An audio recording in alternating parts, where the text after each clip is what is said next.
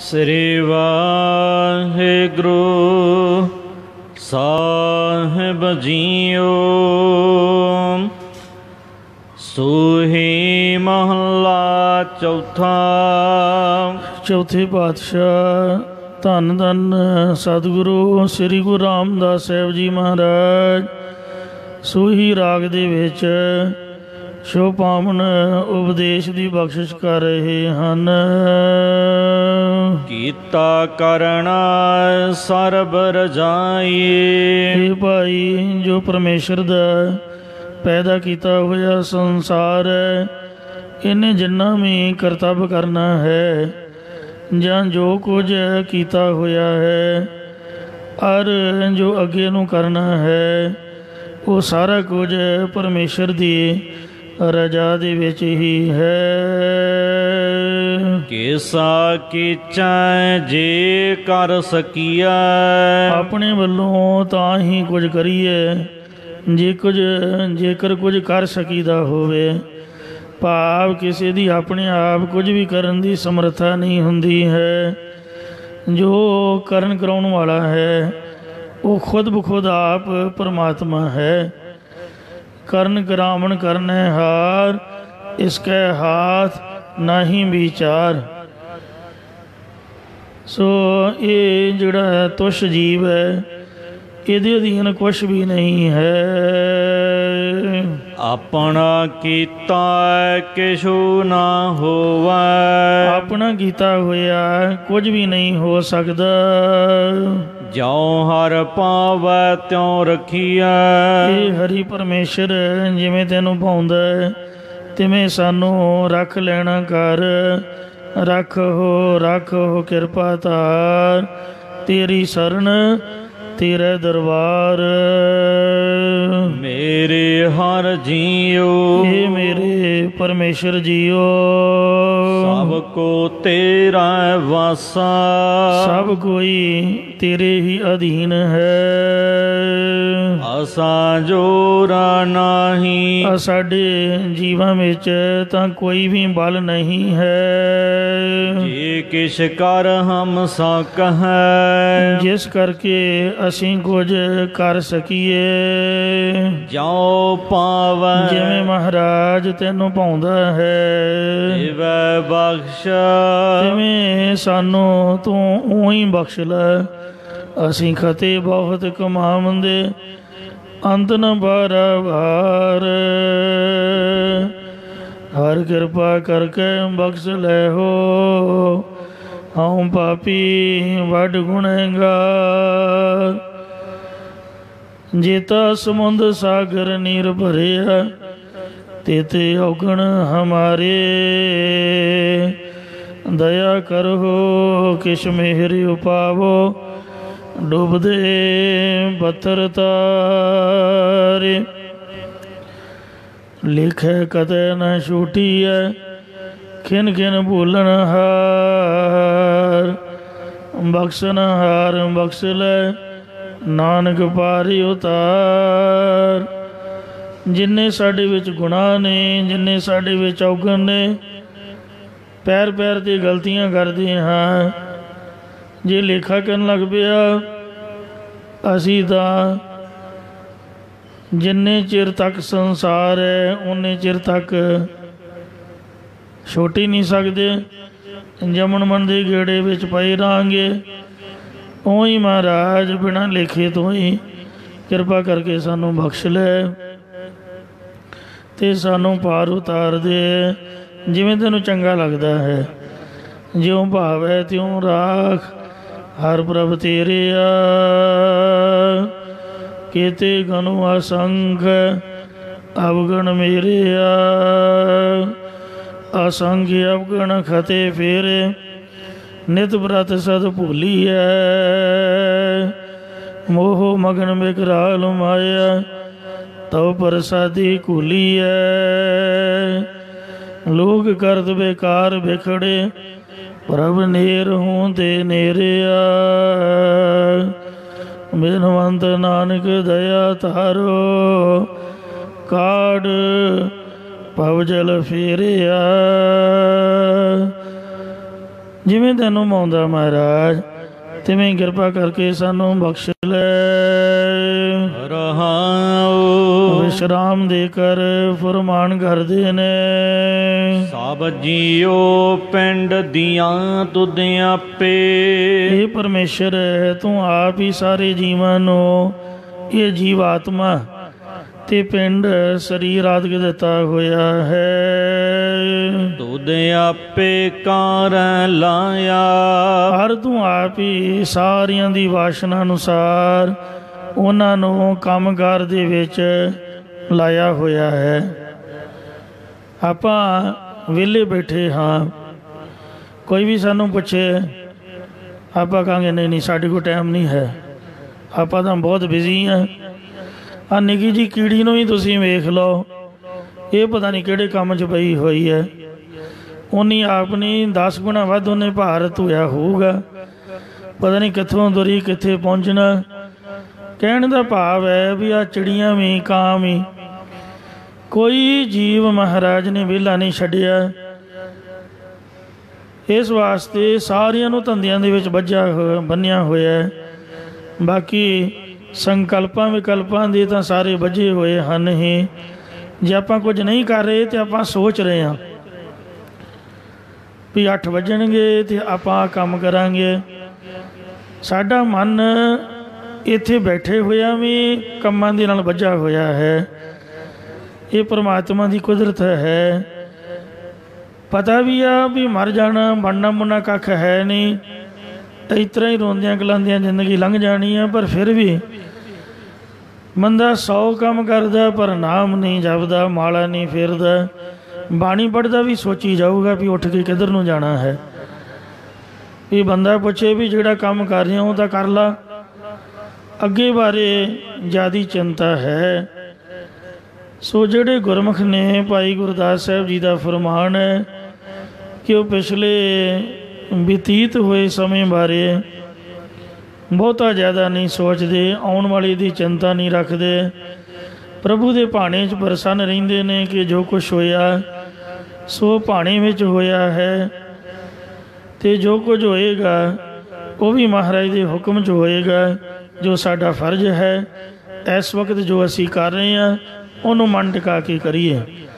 ਭਾਈ ਸਾਹਿਬ ਦਾ ਬਚਨ ਹੈ ਕਿ ਜਿਹੜੇ ਗੁਰਮੁਖ ਨੇ ਉਹ ਵਰਤਮਾਨ ਵਿੱਚ ਵਰਤਦਾ, ਹੋਵਣ ਹਰ ਸੋਈ ਪਰਵਾਣਾ। ਜੋ ਵਰਤਮਾਨ ਸਮਾਂ ਚੱਲ ਰਿਹਾ ਉਹਦੇ ਨਾਲ ਮਨ ਟਿਕਾ ਕੇ ਤੁਰਿਆ ਜਾਂਦਾ ਹੈ। ਜੋ ਕੁਛ ਹੋਏਗਾ ਉਹਨੂੰ ਪ੍ਰਮਾਣ ਮੰਨਦਾ ਹੈ। ਸੋ ਇੰਝ ਇਹ ਵਾਹਿਗੁਰੂ ਤੂੰ ਸਾਰੇ ਜੀਆਂ ਜਨਤਾ ਨੂੰ ਆਪ ਹੀ ਖੁਦ ਕੰਮ ਦੇ ਵਿੱਚ ਲਾਇਆ ਹੋਇਆ ਹੈ। ਇਹ ਗੱਲ ਵੈਸੇ ਕੋਈ ਮਾੜੀ ਨਹੀਂ, ਕੰਮ ਕਰਨਾ ਚੰਗੀ ਹੈ। ਸ੍ਰੀ ਗੁਰੂ ਨਾਨਕ ਦੇਵ ਜੀ ਵੀ ਵਿਹਲੇ ਨਹੀਂ ਬੈਠੇ।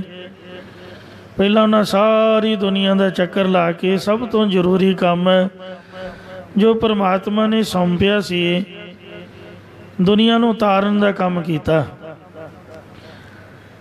ਜਦ ਵੇਈ ਦੁਆਰਾ ਪ੍ਰਵੇਸ਼ ਹੋ ਕੇ ਸੱਚਖੰਡ ਗਏ ਤਾਂ ਮਹਾਰਾਜ ਨੇ ਵੀ ਪੁੱਛਿਆ ਸੀ ਵੀ ਹੇ ਸ੍ਰੀ ਗੁਰੂ ਨਾਨਕ ਦੇਵ ਜੀ, ਤੈਨੂੰ ਜਿਸ ਕੰਮ ਲਈ ਭੇਜਿਆ ਸੀ ਕਿ ਤੂੰ ਉਹ ਕੰਮ ਕਰ ਆਇਆ ਹੈ? ਮਹਾਰਾਜ ਕਹਿੰਦੇ ਨਹੀਂ। ਮਤਲਬ ਪਰਮਾਤਮਾ ਵੀ ਚਾਹੁੰਦਾ ਹੈ ਕਿ ਬੰਦਾ ਕੰਮ ਕਰੇ। ਕਹਿੰਦੇ ਭੇਜਿਆ ਤਾਂ ਕੰਮ ਕਰਨ ਲਈ ਸੀ ਤੇ ਤੂੰ ਕਰਕੇ ਕਿਉਂ ਨਹੀਂ ਆਇਆ? ਕਹਿੰਦੇ ਹੇ ਵਾਹਿਗੁਰੂ ਸੱਚੇ ਪਾਤਸ਼ਾਹ, ਸੰਸਾਰ ਦੀ ਮਰਯਾਦਾ ਹੈ ਕਿ ਜਿਤਨਾ ਚਿਰ ਕੋਈ ਆਪ ਗੁਰੂ ਵਾਲਾ ਨਾ ਹੋਵੇ ਉਹਨਾਂ ਚਿਰ ਦੂਜੇ ਨੂੰ ਉਪਦੇਸ਼ ਨਹੀਂ ਦੇ ਸਕਦਾ। ਸੋ ਆਹ ਮੇਰੇ ਗੁਰੂ ਬਣ ਕੇ ਜੋ ਉਪਦੇਸ਼ ਮੈਨੂੰ ਸਰਵਣ ਕਰਵਾਉਂਗੇ ਉਹੀ ਮੈਂ ਅੱਗੇ ਸੰਸਾਰ ਦੇ ਭਲੇ ਵਾਸਤੇ ਸਰਵਣ ਕਰਵਾਵਾਂਗਾ। ਕਹਿੰਦੇ ਲੈ ਬਈ ਸੁਣ ਪਿਆਰ ਦੇ ਨਾਲ। ਇੱਕ ਓੰਕਾਰ ਸਤਿਨਾਮ ਕਰਤਾ ਪੁਰਖ ਨਿਰਭਉ ਨਿਰਵੈਰ ਅਕਾਲ ਮੂਰਤ ਅਜੂਨੀ ਸੈਭੰ ਗੁਰ ਪ੍ਰਸਾਦ। ਅਸਲ 'ਚ ਵਾਹਿਗੁਰੂ ਅਕਾਲ ਪੁਰਖ ਨੇ ਇੱਥੋਂ ਤੱਕ ਹੀ ਸ੍ਰੀ ਗੁਰੂ ਨਾਨਕ ਦੇਵ ਜੀ ਨੂੰ ਮਹਾਮੰਤਰ ਬਖਸ਼ਿਸ਼ ਕੀਤਾ ਹੈ। ਅੱਗੇ ਜਿਹੜਾ ਜਾਪ ਹੈ ਉਹ ਬਾਬੇ ਨਾਨਕ ਨੇ ਉਚਾਰਿਆ ਹੈ। ਇੱਥੋਂ ਤੱਕ ਮਹਾਮੰਤਰ ਬਖਸ਼ਿਸ਼ ਕਰਕੇ ਆਪਾਂ ਮਹਾਮੰਤਰ ਕਹਿੰਦੇ ਹਾਂ, ਕਈ ਗੁਰਮੁਖ ਮੂਲ ਮੰਤਰ ਕਹਿੰਦੇ ਨੇ, ਗੱਲ ਤਾਂ ਇੱਕੋ ਹੀ ਆ। ਵਾਹਿਗੁਰੂ ਜੀ ਨੇ ਬਖਸ਼ਿਆ ਗੁਰਪ੍ਰਸਾਦ ਤੱਕ ਹੀ ਹੈ। ਤੇ ਪਰ ਅੱਗੇ ਗੁਰੂ ਨਾਨਕ ਸਾਹਿਬ ਦਾ ਹੁਕਮ ਹੈ ਵੀ ਜਪ ਵੀ ਉਚਾਰਨਾ ਹੈ। ਇਹ ਨਾਲ ਮਿਲਾ ਕੇ ਜਿਹਨੂੰ ਤੁਸੀਂ ਸ਼ਲੋਕ ਕਹਿੰਦੇ ਹੋ ਜਾਂ ਪਾਠ ਸੱਚ, ਇਹ ਵੀ ਨਾਲ ਮਿਲਾ ਕੇ ਜਦ ਜਪਣਾ ਹੈ, ਸਿਮਰਨ ਕਰਨਾ ਹੈ, ਤੇ ਨਾਨਕ ਹੋਸੀ ਵੀ ਸੱਚ ਤਾਂ ਕਰਨਾ। ਸੋ ਜਿਹੜਾ ਤਾਂ ਆਪਦੀ ਮਰਜ਼ੀ ਕਰਨੀ ਚਾਹੁੰਦਾ ਸੋ ਤਾਂ ਗੁਰਪ੍ਰਸਾਦ ਤੱਕ ਹੀ ਜਪੇ, ਉਹਦਾ ਵੀ ਫਲ ਬੇਅੰਤ ਹੈ। ਪਰ ਜਿਹੜਾ ਸ੍ਰੀ ਗੁਰੂ ਨਾਨਕ ਦੇਵ ਜੀ ਨੂੰ ਗੁਰੂ ਮੰਨਦਾ ਹੈ ਤਾਂ ਮਹਾਰਾਜ ਦੇ ਹੁਕਮ ਮੁਤਾਬਕ ਨਾਲ ਜਪ ਵੀ ਉਚਾਰਨਾ ਹੈ। ਨਾਨਕ ਹੋਸੀ ਵੀ ਸੱਚ ਤੱਕ ਮਿਲਾ ਕੇ ਜਾਪ ਜਪਣਾ ਹੈ। ਆਖਿਆ ਕਿ ਹੇ ਸ੍ਰੀ ਗੁਰੂ ਨਾਨਕ ਦੇਵ ਤੂੰ ਮੇਰੀ ਉਸਤਤੀ ਕਰ। ਤਾਂ ਫਿਰ ਮਹਾਰਾਜ ਨੇ ਜਾਪ ਉਚਾਰਿਆ। ਪਹਿਲਾ ਸ਼ਲੋਕ ਹੈ ਨਾਨਕ ਹੋਸੀ ਵੀ ਸੱਚ ਤੱਕ, ਜਿਸ ਤੱਕ ਮੂਲ ਮੰਤਰ ਹੈ। ਉਹ ਤੋਂ ਅੱਗੇ ਸੋਚਾ ਸੋਚ ਨਾ ਹੋਵਈ ਤੋਂ ਲੈ ਕੇ ਖੇਤੀ ਛੁੱਟੀ ਨਾਲ ਤੱਕ ਪਹਿਲੀ ਵਾਰ ਸ੍ਰੀ ਜਪਜੀ ਸਾਹਿਬ ਸੱਚਖੰਡ ਵਿੱਚ ਉਚਾਰਿਆ। ਦੂਜੀ ਵਾਰ ਸੁਮੇਰ ਪਰਬਤ 'ਤੇ ਸਿੱਧਾਂ ਨਾਲ ਚਰਚਾ ਕਰਦਿਆਂ ਉਚਾਰਿਆ। ਤੀਜੀ ਵਾਰ ਕਰਤਾਰਪੁਰ ਸਾਹਿਬ ਜਦ ਪਾਵਨ ਸ੍ਰੀ ਲਹਿਣਾ ਜੀ ਨੂੰ ਸਿੱਧਾਂ ਨੇ ਪੁੱਛਿਆ ਕਿ ਤੁਹਾਡਾ ਮਾਲਾ ਮੰਤਰ ਕਿਹੜਾ ਹੈ, ਤਾਂ ਉਹਨਾਂ ਆ ਕੇ ਮਹਾਰਾਜ ਨੂੰ ਬੇਨਤੀ ਕੀਤੀ। ਤਾਂ ਸੱਚੇ ਪਾਤਸ਼ਾਹ ਤੀਜੀ ਵਾਰ ਜਪਜੀ ਸਾਹਿਬ ਕਰਤਾਰਪੁਰ ਉਚਾਰਿਆ ਹੈ। ਤੋ ਇੰਜ ਵਾਹਿਗੁਰੂ ਜੀ ਨੇ ਵੀ ਗੁਰੂ ਜੀ ਨੂੰ ਕਾਰ ਸੇਵਾ ਵਿੱਚ ਲਾਇਆ। ਭਲੇ ਦੀ ਕਾਰ ਵਿੱਚ ਮਹਾਰਾਜ ਨੇ ਸਾਰੀ ਉਮਰ ਪ੍ਰਚਾਰ ਕੀਤਾ, ਸਭ ਤੋਂ ਜ਼ਰੂਰੀ ਕੰਮ ਕੀਤਾ। ਪਿਛਲੀ ਉਮਰ ਦੇ ਵਿੱਚ ਕਰਤਾਰਪੁਰ ਸਾਹਿਬ ਵਿਖੇ ਪੈਲੀਆਂ ਵਿੱਚ ਖੇਤੀ ਕਰਾ ਕੇ ਪ੍ਰਤੱਖ ਗੁਰਸਿੱਖਾਂ ਨੂੰ ਕਿਰਤ ਕਰਨ ਦਾ ਹੁਕਮ ਕੀਤਾ। ਨਾਮ ਜਪ ਕੇ ਵੰਡ ਛਕਣ ਦੀ ਆਗਿਆ ਕੀਤੀ। ਔਰ ਉਸ ਤੋਂ ਬਾਅਦ ਗੁਰਸਿੱਖਾਂ ਦੇ ਬਖਸ਼ਿਸ਼ਾਂ ਕਰਕੇ ਜਨ ਨਾਨਕ ਧੂੜ ਮੰਗੈ ਤਿਸ ਗੁਰ ਸਿੱਖ ਕੀ, ਜੋ ਆਪ ਜਪੈ ਅਵਰੈ ਨਾਮ ਜਪਾਵੈ। ਸਭ ਤੋਂ ਵੱਡੀ ਕਾਰ ਸੇਵਾ ਆਪ ਨਾਮ ਜਪਣਾ ਤੇ ਦੂਜਿਆਂ ਤੋਂ ਜਪਾਉਣ ਦੀ, ਇਹ ਮਹਾਰਾਜ ਨੇ ਬਖਸ਼ਿਸ਼ ਕੀਤੀ। ਕਾਰ ਸੇਵਾ ਵਾਲੇ ਮਹਾਂਪੁਰਖ ਅੰਮ੍ਰਿਤ ਵੇਲੇ ਸਭਨਾਂ ਨੂੰ 4 ਵਜੇ ਉਠਾ ਕੇ ਨਾਮ ਘਰ ਦੇ ਵਿੱਚ ਬਿਠਾ ਦਿੰਦੇ ਨੇ। ਭਾਵੇਂ ਕੋਈ ਖੜੇ ਹੋ ਕੇ ਜਪੇ, ਭਾਵੇਂ ਪਰਿਕਰਮਾ ਕਰਦਿਆਂ ਜਪੇ, ਤੇ ਭਾਵੇਂ ਬੈਠ ਕੇ ਜਪੇ। 2-2.5 ਘੰਟੇ 6 ਵਜੇ ਤੱਕ ਉਹਨਾਂ ਨੇ ਸਭਨਾਂ ਨੂੰ ਸਤਿਨਾਮ ਵਾਹਿਗੁਰੂ ਦਾ ਜਾਪ ਜਪਾਉਣਾ ਹੈ। ਭਾਵੇਂ ਕੋਈ ਵੀ ਵੱਡੇ ਤੋਂ ਵੱਡਾ ਕੋਈ ਜਥੇਦਾਰ ਹੈ, ਕੁਛ ਵੀ ਹੈ, ਮਹਾਂਪੁਰਖ ਖੁਦ ਆਪ ਹਾਜ਼ਰੀ ਭਰਿਆ ਕਰਦੇ। ਫਿਰ ਸੰਗਤ ਨੂੰ ਚਾਹ ਪਾਣੀ ਨਾਸ਼ਤਾ ਪਾਣੀ ਪਿਲਾ ਕੇ ਕਹਿਣਾ ਚਲੋ ਬਈ ਗੁਰਦੁਆਰਾ ਬਾਲਾ ਸਾਹਿਬ ਲੈਂਟਰ ਪੈਣਾ ਹੈ। ਆਪ ਵੀ ਖੜੀ ਲੱਤ ਸਾਰੀ ਦਿਹਾੜੀ ਉੱਥੇ ਸੇਵਾ ਨਿਭਾਉਣੀ। ਸ਼ਾਮਾਂ ਨੂੰ ਫਿਰ ਸੰਤ ਬਾਬਾ ਹਰਬੰਸ ਸਿੰਘ ਜੀ ਕਾਰ ਸੇਵਾ ਦਿੱਲੀ ਵਾਲੇ ਮਹਾਂਪੁਰਖ, ਰਾਤ ਦੀ ਰੋਟੀ ਤਾਂ ਮਿਲਣੀ ਹੈ ਜੇ ਨਾਮ ਜਪੋਗੇ। ਇਹ ਨਹੀਂ ਵੀ ਉੱਠਦਿਆਂ ਹੀ ਚਾਹ, ਸਵੇਰ ਦੀ ਚਾਹ ਤੇ ਨਾਸ਼ਤਾ ਤਾਂ ਮਿਲਣਾ ਜੇ 2 ਘੰਟੇ ਨਾਮ ਘਰ 'ਚ ਹਾਜ਼ਰੀ ਭਰੋਗੇ। ਲੰਗਰ ਛਕਾਉਣ ਵੇਲੇ ਪੁੱਛਣਾ ਬਾਈ ਤੂੰ ਕਿੱਥੇ ਸੀਗਾ, ਲੇਟ ਕਿਉਂ ਆਇਆ? ਉਹ ਸਾਡਾ ਸੁਭਾਅ ਹੈ ਨਾ, ਝਾਤੀਆਂ ਮਾਰਨੀਆਂ, ਵੇਖਣਾ ਵੀ ਕਦੋਂ ਕਿ ਸਮਾਪਤੀ ਹੁੰਦੀ, ਕਹਿਣਾ ਆ ਜਾਓ ਆ ਜਾਓ। ਇਹ ਕੋਈ ਗੁਨਾਹ ਨਹੀਂ ਹੈ। ਇੱਥੇ ਬੈਠ ਜਾਓ ਤੇ ਸਤਿਨਾਮ ਵਾਹਿਗੁਰੂ ਦਾ ਜਾਪ ਜਪੋ, ਬਾਅਦ 'ਚ ਪ੍ਰਸ਼ਾਦਾ ਮਿਲੂਗਾ। ਅੰਮ੍ਰਿਤ ਵੇਲੇ ਵੀ ਨਾਮ ਜਪਾ ਕੇ ਤੇ ਸ਼ਾਮਾਂ ਨੂੰ ਵੀ 9 ਵਜੇ ਲੰਗਰ ਖੋਲ੍ਹਣਾ ਤੇ ਸਾਰੀ ਦਿਹਾੜੀ ਕਾਰ ਸੇਵਾ। ਤੋ ਇਹ ਜਿਹੜਾ ਕੰਮ ਹੈ ਇਹ ਵਾਹਿਗੁਰੂ ਨੇ ਆਪ ਦੇ ਸੰਤਾਂ ਨੂੰ ਦਿੱਤਾ ਹੈ। ਵਿਹਲੇ ਬੈਠਣਾ ਜ਼ਿੰਦਗੀ ਨਹੀਂ ਹੈ। ਹੱਥ ਤੇ ਹੱਥ ਧਰ ਕੇ ਬੈਠੇ ਰਹਿਣਾ।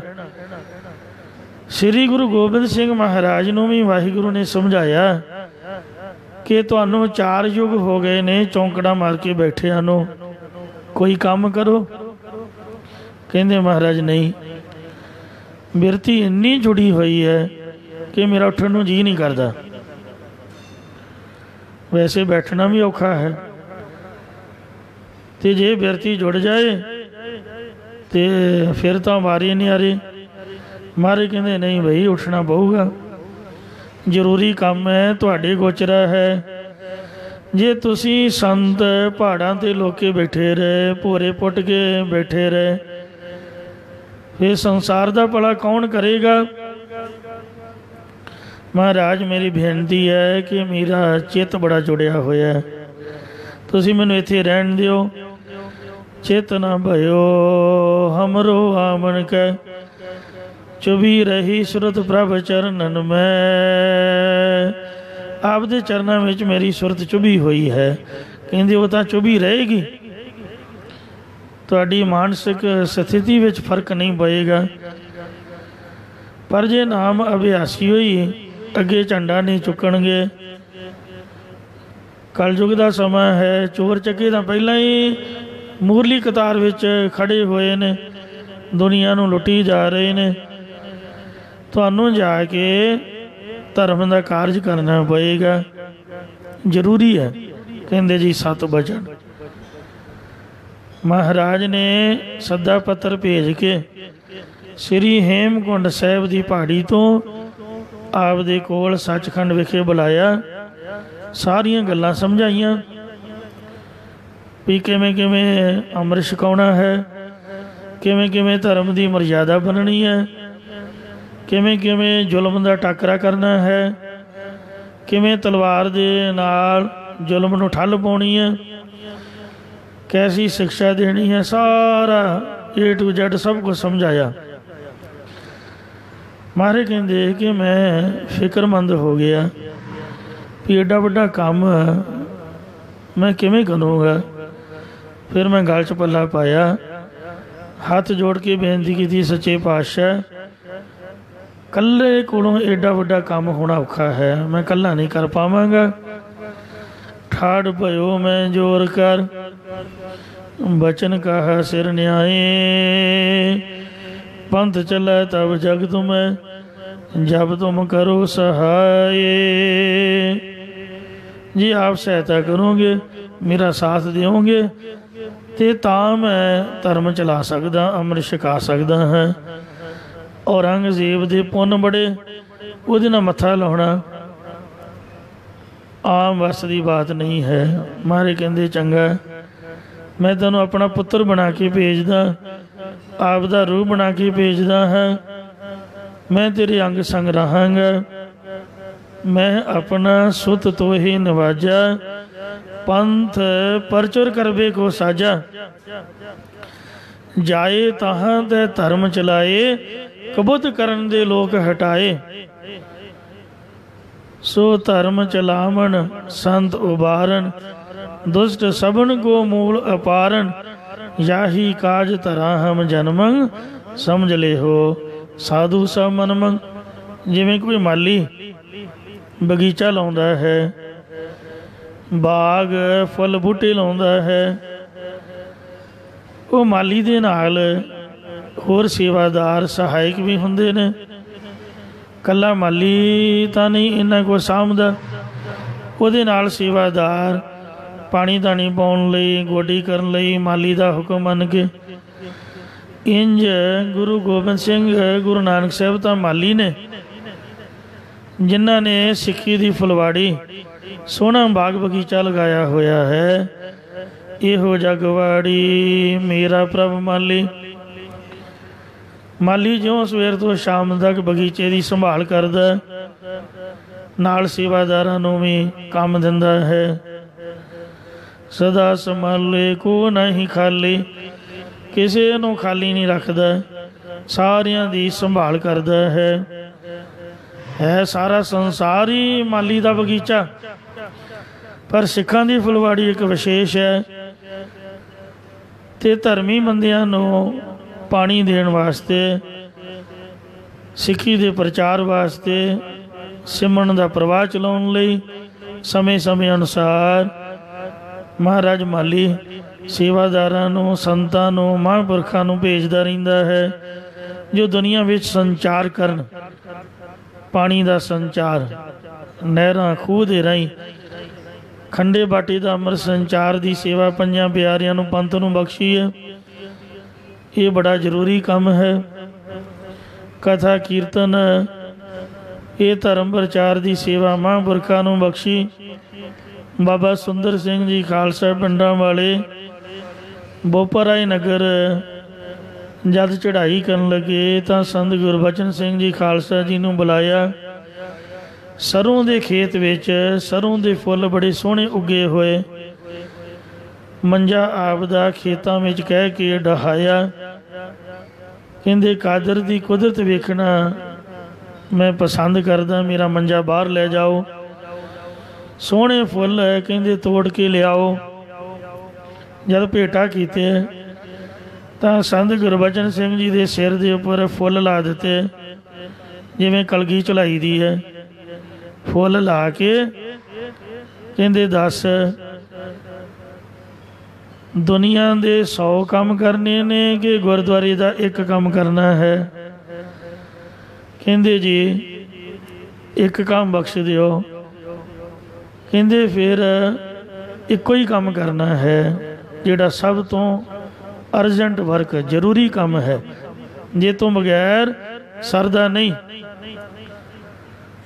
ਤੇ ਗੁਰਦੁਆਰੇ ਦਾ ਕੰਮ ਨਿਸ਼ਕਾਮਤਾ ਨਾਲ ਕਰਨਾ, ਕੋਈ ਵੀ ਮਨ ਦੇ ਵਿੱਚ ਫੁਰਨਾ, ਕੋਈ ਲੋਭ ਲਾਲਚ, ਕੋਈ ਆਪ ਦਾ ਮਤਲਬ ਸਿੱਧ ਨਹੀਂ ਕਰਨਾ।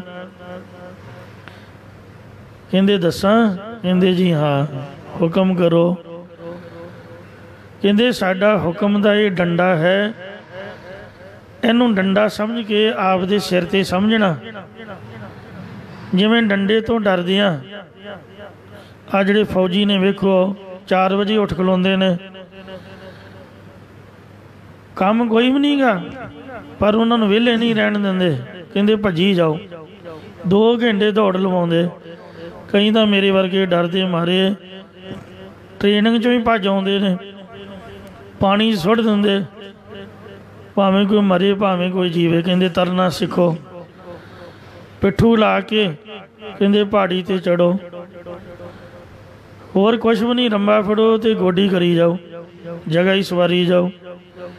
ਇਸ ਤਰੀਕੇ ਦੇ ਨਾਲ ਉਹ ਮੁੜਕਾ ਜ਼ਰੂਰ ਲਿਆਉਂਦੇ, ਬਿਜ਼ੀ ਰੱਖਦੇ, ਅਤੇ ਹਰ ਵਕਤ ਉਹ ਤਿਆਰ ਪਰ ਤਿਆਰ ਰਹਿੰਦੇ। ਕੋਈ ਵੀ ਹੁਕਮ ਹੋਵੇ, ਯੈਸ ਸਰ। ਇਸ ਤਰ੍ਹਾਂ ਜਿਹੜੀ ਗੁਰੂ ਘਰ ਦੀ ਸੇਵਾ ਹੈ, ਸੰਗਤ ਦੀ ਜਿਹੜੀ ਸੇਵਾ, ਮਹਾਰਾਜ ਦੇ ਸਿਮਰਨ ਭਜਨ ਵਾਲਾ ਕਾਰਜ ਹੈ। ਸ੍ਰੀ ਗੁਰੂ ਅਰਜਨ ਦੇਵ ਜੀ ਮਹਾਰਾਜ ਨੇ ਸ੍ਰੀ ਸੁਖਮਨੀ ਸਾਹਿਬਨਾਮੇ ਬਾਣੀ ਦੇ ਵਿੱਚ ਜ਼ਿਕਰ ਕੀਤਾ ਹੈ, ਸਾਵਧਾਨ ਇਕਾਗਰ ਚੇਤ, ਕਿ ਸਾਵਧਾਨੀ ਦੇ ਨਾਲ, ਚਿੱਤ ਦੀ ਇਕਾਗਰਤਾ ਦੇ ਨਾਲ, ਕੋਈ ਢਿੱਲ ਮੱਠ ਨਹੀਂ, ਇਹ ਹੁਕਮ ਦਾ ਡੰਡਾ ਸਮਝ ਕੇ ਤੇ ਦਿਨ ਭਰ ਰਾਤ ਤਤਪਰ ਰਹਿਣਾ। ਇੱਕੋ ਹੀ ਕੰਮ ਕਰਨਾ ਹੈ। ਕਿਹੜਾ ਕਰਨਾ ਹੈ? ਗੁਰਬਾਣੀ ਦੀ ਪੜ੍ਹਾਈ ਸਿੰਘਾਂ ਨੂੰ ਕਰਾਉਣੀ ਹੈ। ਸੰਗਤ ਦੇ ਵਿੱਚ ਗੁਰਬਾਣੀ ਦੀ ਕਥਾ ਦੇ ਦੁਆਰਾ ਜਿਹੜੇ ਅਰਥਾਂ ਦੀ ਬਖਸ਼ਿਸ਼ ਕਲਗੀਧਰ ਵੱਲੋਂ ਸੰਪਰਦਾ ਵਿੱਚ ਹੋਈ ਹੈ ਤੇ ਤੁਸਾਂ ਨੇ ਪੜ੍ਹ ਕੇ ਪਕਾਏ ਨੇ, ਉਹ ਅੱਗੇ ਸੰਗਤਾਂ ਦੇ ਵਿੱਚ ਵੰਡਣੇ ਹਨ। ਕਹਿੰਦੇ ਜੀ 7 ਬਚਨ। ਕਹਿੰਦੇ ਇੱਕ ਕੰਮ ਕਰੇਗਾ, 100 ਕੰਮ ਆਪ ਦੇ ਆਪ ਹੀ ਸਿੱਧ ਹੁੰਦੇ ਜਾਣਗੇ, ਕਰਨ ਦੀ ਲੋੜ ਨਹੀਂ ਪਊਗੀ, ਬਿਨਾਂ ਕਰਨ ਤੋਂ ਆਪ ਦੇ ਆਪ ਹੀ ਸਿੱਧ ਹੋਣਗੇ। ਤੇ ਇਸ ਵਾਸਤੇ ਸੰਤ ਗੋਬਿੰਦ ਕਾ ਇੱਕ ਹੈ ਕਾਮ, ਰੱਬ ਵੀ ਕੰਮ ਵਿੱਚ ਲੱਗਾ ਹੋਇਆ ਹੈ, ਉਹ ਵੀ ਵਿਹਲਾ ਨਹੀਂ ਬੈਠਾ, ਸਾਰਿਆਂ ਨੂੰ ਜਨਮ ਦਿੰਦਾ ਹੈ। ਕਿੰਨੇ ਬੱਚੇ ਜੰਮਦੇ ਨੇ, ਇਹ ਰੱਬ ਦਾ ਕੰਮ ਹੈ। ਜਾਤ ਸੁਭਾਣਾ ਤਾਂ ਜੰਮਿਆ, ਕਿਹੜੀ ਕਿਹੜੀ ਰੂਹ ਨੂੰ ਕਿਹੜੀ ਕਿਹੜੀ ਮਾਂ ਦੇ ਕੋਲ ਭੇਜਣਾ, ਕਿਹੜੇ ਇਲਾਕੇ ਵਿੱਚ ਭੇਜਣਾ ਹੈ, ਕਿਹੜਾ ਘਰ ਦੇਣਾ ਹੈ, ਉਹਨਾਂ ਦੇ ਕਰਮਾਂ ਦਾ ਹਿਸਾਬ ਕਿਤਾਬ, ਇਹ ਰੱਬ ਦਾ ਕੰਮ ਹੈ। ਫਿਰ ਸਾਰਿਆਂ ਨੂੰ ਸਿਰ ਬਸਿਰ ਸਿਰ ਸੇ ਰਿਜ਼ਕ ਸੰਭਾਹੇ ਠਾਕੁਰ ਕਾਹੇ ਮਨ ਬੋ ਕਰਿਆ। ਰੋਜੀ ਰੋਟੀ ਦੇਣੀ, ਪਾਲਣਾ ਕਰਨੀ, ਤੇ ਜਿਹੜੇ ਸ਼ੁਭ ਗੁਣ ਚਾਹੁੰਦੇ ਸ਼ੁਭ ਗੁਣ ਦੇਣੇ। ਇਉਂ ਮਹਾਰਾਜ ਪਰਮਾਤਮਾ ਵੀ ਕਿਰਪਾ ਕਰਨ ਵਾਲੇ ਕੰਮ ਦੇ ਵਿੱਚ ਲੱਗਾ ਹੋਇਆ ਹੈ। ਸਾਰੇ ਜੀਵਾਂ ਨੂੰ ਥਾਂ ਥਾਈਂ ਉਹਨੇ ਵੱਖੋ ਵੱਖਰੇ ਧੰਦਿਆਂ ਦੇ ਵਿੱਚ ਕੰਮਾਂ ਕਾਰਾਂ ਵਿੱਚ ਲਾਇਆ ਹੋਇਆ ਹੈ। ਇਹ ਪਰਮਾਤਮਾ, ਇਹ ਅਕਾਲ ਪੁਰਖ ਵਾਹਿਗੁਰੂ ਜੀਓ। ਸਭ ਜੀਓ ਪਿੰਡ ਦੀਆ ਤੁਧ ਆਪੇ। ਤੂੰ ਆਪ ਹੀ ਸਾਰੇ ਜੀਵਾਂ ਨੂੰ ਜਿੰਦ ਤੇ ਪਿੰਡ ਇਹ ਸਰੀਰ ਆਦਿਕ ਦਿੱਤਾ ਹੋਇਆ ਹੈ। ਤੁਧ ਆਪੇ ਕਾਰ ਲਾਇਆ। ਹਰ ਤੂੰ ਆਪ ਹੀ ਸਾਰਿਆਂ ਦੀ ਵਾਸ਼ਨਾ ਦੇ ਅਨੁਸਾਰ ਜਿਤ ਲਾਗੂ ਮਨ ਬਾਸਨਾ ਅੰਧ ਸਾਈ ਪ੍ਰਗਟਾਨੀ ਉਹਨਾਂ ਨੂੰ ਕੰਮ ਦੇ ਵਿੱਚ ਲਾਉਣਾ ਕੀਤਾ ਹੈ। ਜਿਹਾ ਤੂੰ ਹੁਕਮ ਕਰਹ। ਇਹ ਪਰਮੇਸ਼ਰ ਜਿਸ ਤਰ੍ਹਾਂ ਦਾ ਤੂੰ ਹੁਕਮ ਕਰਦਾ ਹੈ ਤੇਹ ਕੋ ਕਰਮ ਕਮਾਵੈ। ਉਹ ਜੇ ਸਭ ਕੋਈ ਜੀਵ ਕਰਮ ਨੂੰ ਕਮਾਉਂਦੇ ਭਾਵ ਕੰਮ ਕਾਰ ਕਰਦੇ ਹਨ। ਜਿਹਾ ਤੁਧ ਜੈਸਾ ਤੂੰ ਉਹਨਾਂ ਦੀ ਵਾਸ਼ਨਾ ਦੇ ਅਨੁਸਾਰ ਤੁਰ ਲਿਖ ਪਾਇਆ। ਧੁਰ ਮੁੱਢ ਤੋਂ ਹੀ ਉਹਨਾਂ ਦੇ ਮੱਥੇ ਤੇ ਲੇਖ ਲਿਖ ਕੇ ਪਾ ਦਿੱਤਾ। ਉਹ ਜਿਹੇ ਉਹ ਸੁੱਖ ਅਤੇ ਦੁੱਖ ਭੋਗਦੇ ਹਨ। ਪੰਜ ਤਤ ਕਰ। ਤੂੰ ਆਪ ਪੰਜ ਤਤ ਆਕਾਸ਼, ਹਵਾ, ਅੱਗ, ਪਾਣੀ ਤੇ ਧਰਤੀ ਇਹ ਰਚ ਕਰਕੇ ਦੁੱਧ ਸ੍ਰੇਸ਼ਟ ਸਭ ਸਾਜੀ। ਤੂੰ ਸਾਰੀ ਸ੍ਰਿਸ਼ਟੀ ਸਾਜਣਾ ਕੀਤੀ, ਬਣਾਉਣਾ ਕੀਤੀ ਹੈ। ਕੋਈ ਸੇਵਾ ਕਰਿਓ। ਜੇ ਕੋਈ ਆਪਦੇ ਆਪ ਨੂੰ ਬਹੁਤਾ ਹੀ ਸਿਆਣਾ ਮੰਨਦਾ ਹੈ ਤਾਂ ਉਹ ਛੇਵਾਂ ਤੱਤ ਪੈਦਾ ਕਰਕੇ ਦਿਖਾਏ। ਜੇ ਕੈਸਾ ਕੀਤਾ ਹੋਵੇ। ਜੇ ਕਿਸੇ ਦਾ ਕੀਤਾ ਕੁਝ ਪੈਦਾ ਹੁੰਦਾ ਹੋਵੇ ਤੇ ਛੇਵਾਂ ਤੱਤ ਕੋਈ ਬਣਾ ਕੇ ਦਿਖਾਏ। ਆ ਜਿੰਨੇ ਫਿਜ਼ਿਕਸ, ਕੈਮਿਸਟਰੀ, ਬਾਇਓਲੋਜੀ ਵਾਲੇ ਸਾਇੰਸਦਾਨ ਹਨ ਇਹ ਰੱਬ ਦੇ ਪੈਦਾ ਕੀਤੇ ਤੱਤਾਂ ਦੇ ਵਿੱਚੋਂ ਹੀ ਖੋਜਾਂ ਆਦਿ ਕਰਦੇ ਨੇ। ਤੇ ਜੇ ਕੋਈ ਬਹੁਤਾ ਸਿਆਣਾ ਮੰਨਦਾ ਹੈ ਆਪ ਦਾ ਕੋਈ ਤੱਤ ਬਣਾ ਕੇ ਦਿਖਾਏ। ਅੱਜ ਤੱਕ ਕਿਸੇ ਵੀ ਪਿਓ ਦੇ ਪੁੱਤ ਸਿਆਣੇ ਬੰਦੇ ਨੇ ਛੇਵਾਂ ਤੱਤ ਨਹੀਂ ਬਣਾਇਆ ਹੈ। ਪੰਜਾਂ ਤੱਤਾਂ ਤੋਂ ਹੀ ਮਹਾਰਾਜ ਨੇ ਸਾਰੀ ਸ੍ਰਿਸ਼ਟੀ ਦੀ ਸਾਜਣਾ ਕੀਤੀ ਹੈ। ਤੇ ਸ਼ੁਰੂ ਤੋਂ ਪੰਜ ਤੱਤ ਹੀ ਚੱਲਦੇ ਆ ਰਹੇ ਨੇ, ਛੇਵਾਂ ਨਹੀਂ ਕੋਈ ਬਣਾ ਸਕਿਆ। ਇਕ ਨਾ ਸਤਿਗੁਰ ਮੇਲ ਤੂੰ ਬਜਾਵਹਿ। ਕਈਆਂ ਨੂੰ ਤੂੰ ਸਤਿਗੁਰੂ ਦੇ ਨਾਲ ਮੇਲ ਕੇ ਭਾਵ ਗੁਰਮੁਖ ਬਣਾ ਕੇ ਆਪਣਾ ਸਰੂਪ ਸਮਝਾ ਦਿੰਦਾ ਹੈ। ਏਕਾ ਮਨ ਮੁਖ ਕਰਹਿ ਸਰੂਵੈ। ਹਰ ਕਈ ਮਨਮੁਖ ਜੋ ਹੰਗਤਾ ਦੇ ਸਹਿਤ ਕਰਮਾਂ ਨੂੰ ਕਰਦੇ ਨੇ ਪਰ ਅੰਤ ਨੂੰ ਰੋਂਦੇ ਨੇ। ਤੇ ਜੋ ਰੋਵੇ ਸੋਈ ਪਤ ਖੋਵੇ। ਆਪਦੀ ਵੀ ਇੱਜ਼ਤ ਖਰਾਬ ਕਰਦੇ, ਆਪਦੇ ਕਰਮਾਂ ਨੂੰ ਬਹਿ ਕੇ ਰੋਈ ਜਾਂਦੇ ਨੇ। ਇਹ ਨਹੀਂ ਵੀ ਚੁੱਪ ਕਰਕੇ ਗੁਰਦੁਆਰੇ ਆਈਏ, ਜੋ ਕੁਛ ਹੋ ਗਿਆ ਸੋ ਤਾਂ ਹੋ ਹੀ ਗਿਆ, ਰੋਣ ਦਾ ਕੀ ਫਾਇਦਾ। ਰੋਈ ਜਾਣਗੇ, ਕਰਨਗੇ ਕੱਖ ਹੈ ਨਹੀਂ। ਸੋਚੀ ਜਾਣਗੇ ਤੇ ਪਰ ਕਰਨਗੇ ਕੁਛ ਨਹੀਂ। ਮਹਾਰਾਜ ਸੱਚੇ ਪਾਤਸ਼ਾਹ ਜੀ ਨੇ ਕਿਰਪਾ ਕੀਤੀ ਹੈ। ਗਈ ਬਹੋੜ ਬੰਦੀ ਛੋੜ ਨਿਰੰਕਾਰ ਦੁਖਦਾਰੀ। ਜਿਹੜੀ ਉਮਰ ਪਿੱਛੇ ਕਿਤੇ ਗੁਨਾਹਾਂ ਦੇ ਵਿੱਚ ਵੀ ਲੰਘ ਗਈ ਅਣਜਾਣ ਬਣੇ 'ਚ, ਉਹਨੂੰ ਵੀ ਮੋੜ ਕੇ ਲਿਆਉਣ ਵਾਲੇ ਸਫਲੀਕਰਨ ਵਾਲੇ ਹਨ। ਜੇ ਕੋਈ ਸੱਚੇ ਮਨੋਂ ਗੁਰੂ ਜੀ ਦੀ ਚਰਨ ਸ਼ਰਨ ਵਿੱਚ ਪੈ ਜਾਏ। ਇਸ ਲਈ ਸੋਚ ਵਿਚਾਰਾਂ ਛੱਡ ਕੇ ਤੇ ਮਹਾਰਾਜ ਦਾ ਅੰਮ੍ਰਿਤ ਛਕ ਕੇ ਤੇ ਉਸੇ ਵਕਤ ਹੀ ਜਦੋਂ ਮਨ ਵਿੱਚ ਸੋਚ ਪੈਦਾ ਹੋਏ ਭਾਜ ਪੜੋ ਹਰ ਸਰਨਾ, ਸਭ ਕੁਝ ਛੱਡ ਕੇ ਭੱਜ ਕੇ ਗੁਰੂ ਜੀ ਦੀ ਸ਼ਰਨ ਵਿੱਚ ਪੈ ਜਾਣਾ ਚਾਹੀਦਾ। ਮਹਾਰਾਜ ਦੀ ਸ਼ਰਨ 'ਚ ਪੈ ਕੇ ਮਹਾਰਾਜ ਦੀ ਮਰਜ਼ਾਦਾ ਨਿਤਨੇਮ ਸੇਵਾ ਸਿਮਰਨ ਵਿੱਚ ਚਿੱਤ ਜੋੜਨਾ ਚਾਹੀਦਾ ਹੈ। ਇਹ ਮਨ ਹਰ ਜੀ ਧਿਆਏ ਤੂੰ ਇੱਕ ਮਨ ਇੱਕ ਚਿਤ ਭਾਏ, ਹਰ ਕੀਆਂ ਸਦਾ ਸਦਾ ਵਡਿਆਈਆਂ, ਦੇ ਨਾ ਪਛੋਤਾਏ। ਗੁਰੂ ਸਾਹਿਬ ਦੀ ਹਜ਼ੂਰੀ ਵਿੱਚ ਇੰਨੀ ਤਾਕਤ ਹੈ, ਤੁਹਾਡਾ ਜੀ ਨਾ ਲੱਗੇ ਤੇ ਮਹਾਰਾਜ ਦੇ ਚਰਨਾਂ ਜਾ ਕੇ ਬੈਠ ਜਾਓ। ਇੱਥੇ ਜਿੰਨੇ ਸ਼ਹੀਦ ਸਿੰਘ ਨੇ, ਪਵਿੱਤਰ ਆਤਮਾਵਾਂ, ਪ੍ਰਤੱਖ ਵੀ ਸਾਰੇ ਸ਼ਾਂਤੀ ਨਾਲ ਬੈਠੇ ਹੋਣਗੇ ਮਨ ਟਿਕਾ ਕੇ। ਇੱਥੇ ਵਾਤਾਵਰਨ ਸ਼ੁੱਧ ਹੁੰਦਾ ਹੈ, ਬੰਦਾ ਕੱਖ ਵੀ ਨਾ ਕਰੇ, ਢੋਲ ਆ ਕੇ ਉਹੀ ਬਹਿ ਜਾਏ, ਅਤੇ ਉਂਝ ਹੀ ਵਾਤਾਵਰਨ ਗੁਰਬਾਣੀ ਵਾਲਾ ਹੋਣ ਕਰਕੇ ਮਨ ਨੂੰ ਸ਼ਾਂਤੀ ਆ ਜਾਂਦੀ ਹੈ। ਅਤੇ ਇਸ ਵਾਸਤੇ ਸੱਚੇ ਪਾਤਸ਼ਾਹ ਜੀ ਕਥਨ ਕਰਦੇ ਨੇ ਕਿ ਸਤਿਗੁਰੂ ਦੇ ਨਾਲ ਮਿਲੋ ਜ਼ਰੂਰ ਭਾਈ। ਮਿਲਣ ਦਾ ਤਾਂ ਕੋਈ ਹਰਜ ਨਹੀਂ। ਦੁਨੀਆ ਦੇ ਵਿੱਚ ਇੱਕੋ ਹੀ ਪਲੇਸ ਹੈ ਜਿੱਥੇ ਪੈਸਾ ਨਹੀਂ ਲੱਗਦਾ, ਪੱਲਿਓਂ ਕੱਖ ਦੇਣਾ ਨਹੀਂ ਪੈਂਦਾ, ਸਗੋਂ ਮਹਾਰਾਜ ਬਖਸ਼ਿਸ਼ਾਂ ਕਰਦੇ ਨੇ। ਬਾਕੀ ਜਿੱਥੇ ਮਰਜ਼ੀ ਜਾਓਗੇ, ਦੁਨੀਆ ਖਲੋਣ ਦੇ ਵੀ ਪੈਸੇ ਮੰਗਦੀ ਹੈ, ਬਹਿਣ ਦੇ ਵੀ ਮੰਗਦੀ ਹੈ।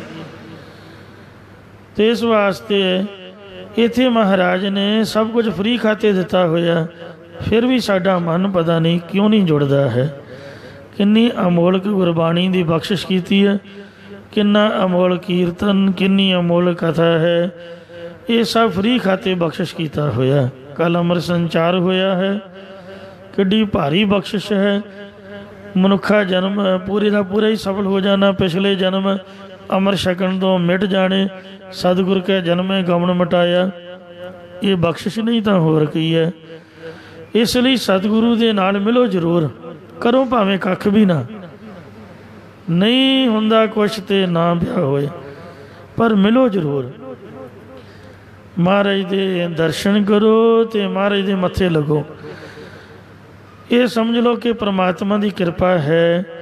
ਜਿਹਨੂੰ ਵਾਹਿਗੁਰੂ ਨੇ ਤਾਰਨਾ ਹੋਵੇ ਉਹਨੂੰ ਗੁਰਦੁਆਰਾ ਮਿਲਾਉਂਦਾ ਹੈ, ਗੁਰੂ ਘਰ ਦੇ ਦਰਸ਼ਨ ਕਰਾਉਂਦਾ ਹੈ। ਇੱਕ ਨਾ ਨੂੰ ਤੂੰ ਸਤਿਗੁਰੂ ਦੇ ਨਾਲ ਮੇਲ ਕੇ ਗੁਰਮੁਖ ਬਣਾ ਦਿੰਦਾ ਹੈ ਅਤੇ ਆਪਣਾ ਆਪ ਸਰੂਪ ਸਮਝਾ ਦਿੰਦਾ ਹੈ। ਇੱਕ ਮਨਮੁਖ ਉਹ ਰੋਂਦੇ ਹੀ ਰਹਿੰਦੇ ਨੇ, ਨਾ ਗੁਰੂ ਘਰ ਆਉਣਾ, ਨਾ ਸੇਵਾ ਕਰਨੀ, ਨਾ ਸਿਮਰਨ ਕਰਨਾ, ਅਤੇ ਪਛਤਾਉਂਦੇ ਰਹਿਣਾ। ਆਪਦੇ ਕਰਮਾਂ ਨੂੰ ਬਹਿ ਕੇ ਰੋਂਦੇ, ਮਰਨ ਲੱਗਿਆਂ ਵੀ ਰੋਂਦੇ ਹਨ। ਚੱਲੇ ਜੁਆਰੀ ਦੋਏ ਹੱਥ ਝਾਰ, ਹਰ ਕੀ ਵਡਿਆਈ। ਇਸ ਲਈ ਇੰਜ ਬੇਨਤੀ ਕਰੀਏ, ਇਹ ਪਰਮੇਸ਼ਰ ਆਪ ਜੀ ਦੀ ਵਡਿਆਈ, ਆਪ ਜੀ ਦੀ ਮਹਿਮਾ ਨੂੰ ਹਉ ਆਖ ਨ ਸਕਾ। ਮੈਂ ਇੱਕ ਜ਼ਬਾਨ ਦੇ ਨਾਲ ਬੋਲ ਕੇ ਨਹੀਂ ਕਹਿ ਸਕਦਾ। ਹਉ ਮੂਰਖ ਮੁਗਧ ਨੀਚਾਨ।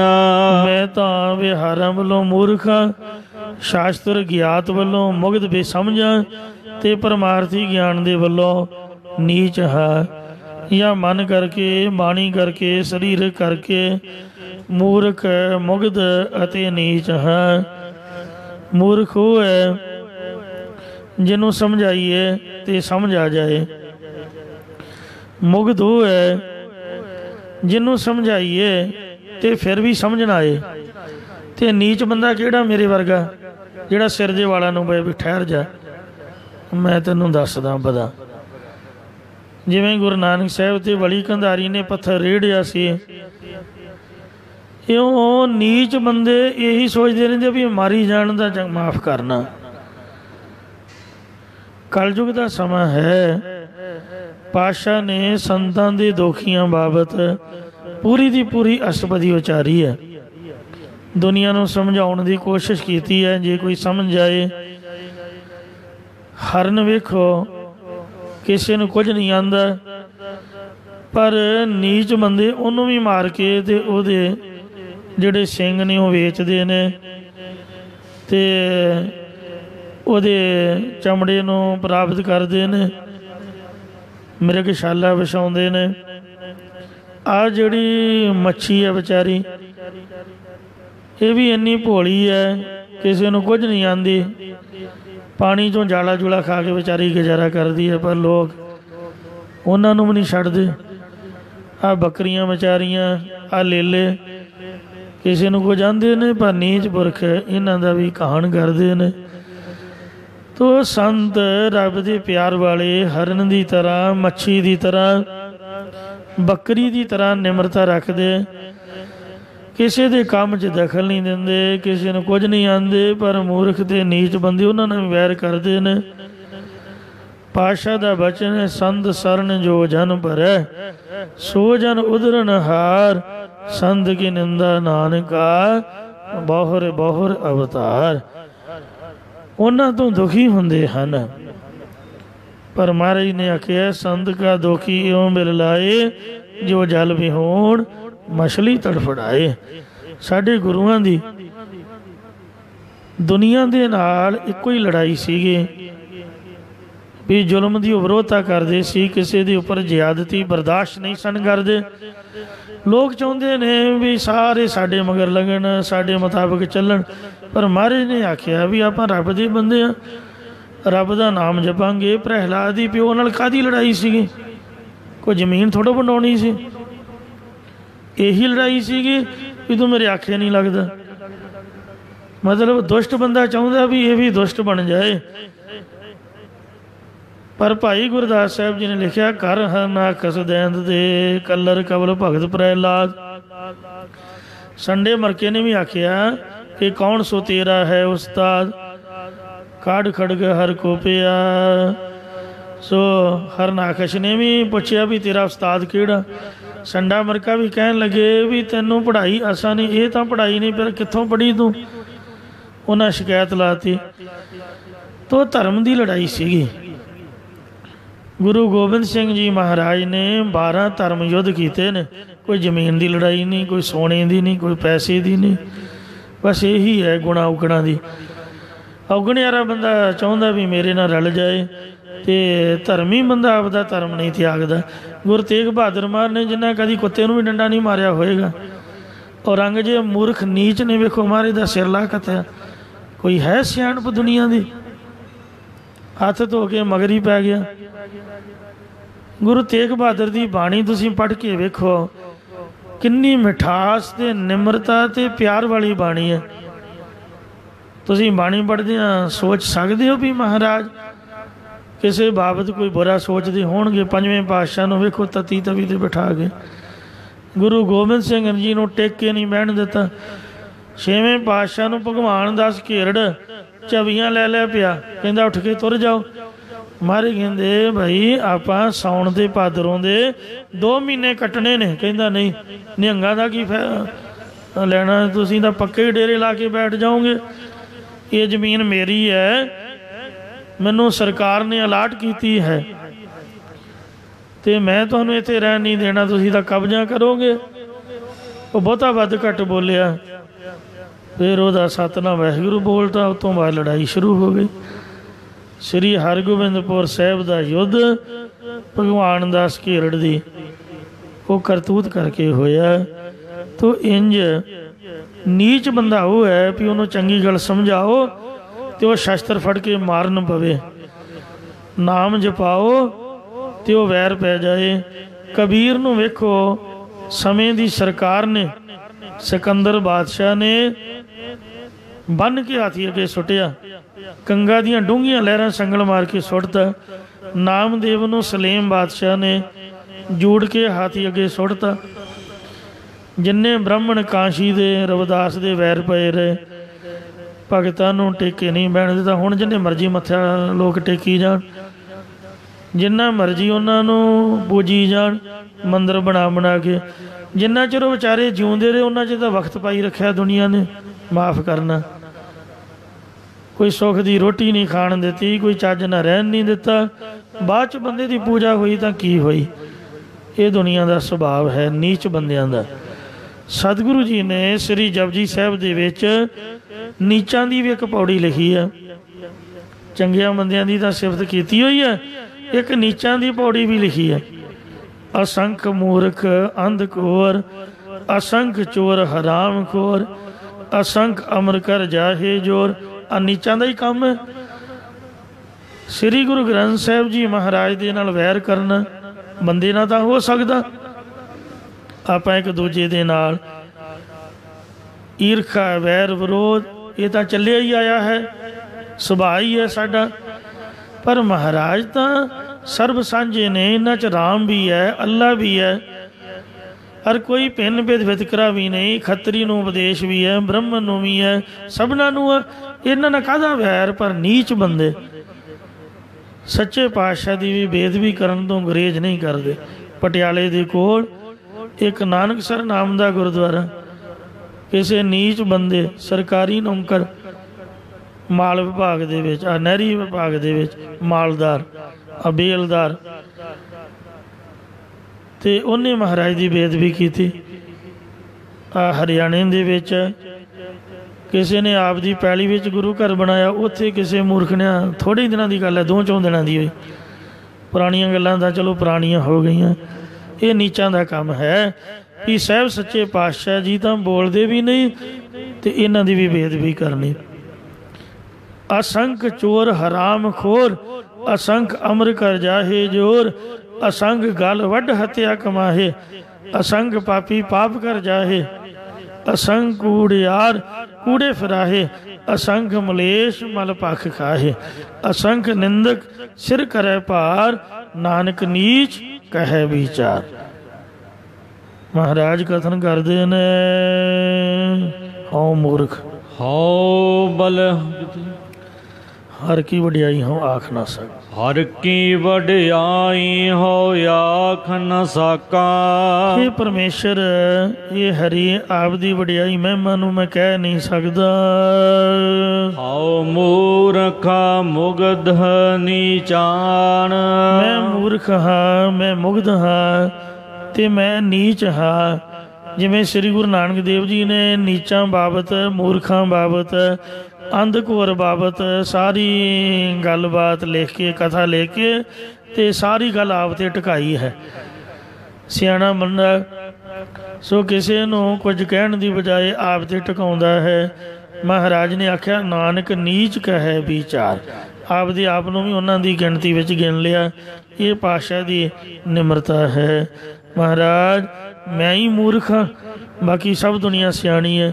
ਕਿਉਂਕਿ ਲੋਕ ਜੋ ਕਹਿੰਦੇ ਨੇ, ਬਹੁਤੇ ਕਹਿੰਦੇ ਨੇ, ਫਿਰ ਸਾਨੂੰ ਮੰਨਣਾ ਚਾਹੀਦਾ ਵੀ ਆਪਾਂ ਮੂਰਖ ਹਾਂ, ਆਪਾਂ ਹੀ ਮੁਗਧ ਹਾਂ, ਸਭ ਦੁਨੀਆ ਸਿਆਣੀ ਹੈ, ਆਪਾਂ ਹੀ ਨੀਚ ਹਾਂ, ਸਭ ਉੱਤਮ ਨੇ। ਕਿਉਂਕਿ ਦੁਨੀਆ ਜੋ ਕਹਿੰਦੀ ਹੈ, ਇਸ ਲਈ ਮੰਨ ਲਓ ਇਹਦੇ ਵਿੱਚ ਹੀ ਭਲਾ ਹੈ। ਜਾਨ ਨਾਨਕ ਕਉ ਹਰ ਬਖਸ਼ ਲੈ ਮੇਰੇ ਸੁਆਮੀ। ਸਤਿਗੁਰੂ ਮਹਾਰਾਜ ਕਥਨ ਕਰਦੇ, ਹੇ ਮੇਰੇ ਮਾਲਕਾ, ਹੇ ਮੇਰੇ ਪਰਮੇਸ਼ਰ, ਸਾਨੂੰ ਦਾਸਾਂ ਨੂੰ ਤੂੰ ਕਿਰਪਾ ਕਰਕੇ ਬਖਸ਼ ਲੈਣਾ ਕਰ। ਸਰਣਾਗਤ ਪਿਆ ਜਾਣ।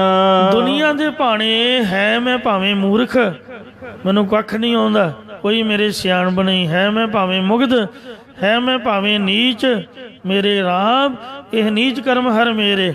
ਪਰ ਜਿਹੜੇ ਗੁਰੂ ਦੇ ਚਰਨਾਂ 'ਚ ਆਪਾਂ ਬੈਠੇ ਹਾਂ, ਜਿਹਦੀ ਕਥਾ ਕਰ 'ਤੇ ਸੁਣ ਰਹੇ ਹਾਂ, ਉਹ ਸਾਡਾ ਗੁਰੂ ਉੱਤਮ ਹੈ ਅਤੇ ਮਹਾਰਾਜ ਦੀ ਕਥਾ ਉੱਤਮ ਹੈ।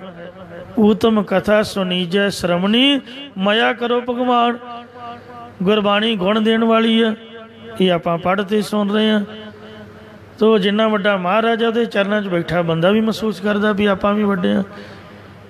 ਤੋ ਇਸ ਵਾਸਤੇ ਸਾਡਾ ਮਹਾਰਾਜ ਗੁਣਾਂ ਵਾਲਾ ਹੈ। ਤੋ ਹੇ ਸੱਚੇ ਪਾਤਸ਼ਾਹ, ਅਸੀਂ ਤੇਰੀ ਸ਼ਰਨ ਵਿੱਚ ਆਏ ਹਾਂ।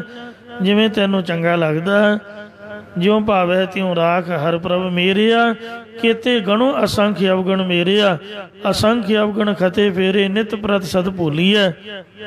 ਮੋਹ ਮਗਨ ਬਿਕਰਾਲ ਮਾਇਆ, ਤਉ ਪ੍ਰਸਾਦੀ ਕੋਲੀਐ। ਲੋਕ ਕਰਤ ਬੇਕਾਰ ਵਿਖੜੇ ਪ੍ਰਭ ਨੇਰ ਹੂੰ ਤੇ ਨੇਰਿਆ। ਬਿਨਵੰਤ ਨਾਨਕ ਦਇਆ ਧਾਰੋ, ਕਾਢ ਭਵਜਲ ਫੇਰਿਆ। ਇੱਥੇ ਸਾਧ ਸੰਗਤ ਜੀਓ, ਜੋ ਚੌਥੇ ਪਾਤਸ਼ਾਹ, ਉਹਨਾਂ ਦੇ 4 ਸ਼ਬਦ ਨੇ। 4 ਸ਼ਬਦ 7ਵੇਂ ਘਰ ਦੇ ਵਿੱਚ ਆਏ ਨੇ ਅਤੇ 15 ਸ਼ਬਦ ਜਿਹੜੇ ਇਹ ਟੋਟਲ ਗੁਰੂ ਰਾਮਦਾਸ ਮਹਾਰਾਜ ਜੀ ਦੇ ਹਨ। 24 ਪਹਿਲੇ ਪਾਤਸ਼ਾਹ ਦੇ 9 ਸ਼ਬਦ ਅਤੇ ਚੌਥੇ ਪਾਤਸ਼ਾਹ ਦੇ 15 ਸ਼ਬਦ, ਕੁੱਲ ਜੋੜ 9 ਅਤੇ 15 24 ਬਣਿਆ ਹੈ।